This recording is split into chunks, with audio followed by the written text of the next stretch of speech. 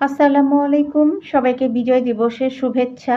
যদিও আমি বিজয় দিবসের পোশাক পরিনি, তবে লাল সবুজের পোশাক পরলেই দেশকে ভালোবাসা হবে, না পরলে নয় তা কিন্তু না। দেশপ্রেম মানে হলো প্রত্যেকটা মানুষের নিজেদের কাজটা সর্বোত্তমভাবে করা, দেশের জন্য কাজ করা এবং আ সবকিছুর ঊর্ধ্বে নিজের পরিবার, নিজের জন্য, সমাজের জন্য, চারিপাশের মানুষের জন্য, দেশের কল্যাণের জন্য কাজ করতে হবে। এটাই হলো সবচেয়ে বড় দেশপ্রেম।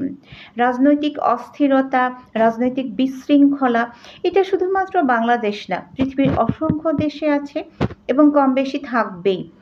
এর মধ্যেই আমাদেরকে চেষ্টা করতে হবে আমরা প্রত্যেকটা মানুষ আমাদের নিজেদের অবস্থানে থেকে আমরা যেন দেশের কল্যাণের জন্য কাজ করতে পারি এবং পৃথিবীর যেই প্রান্তেই আমরা থাকি না কেন লাল সবুজ পতাকা এবং বাংলাদেশ এটাই কিন্তু আমাদের অস্তিত্ব, এটাই আমাদের পরিচয়।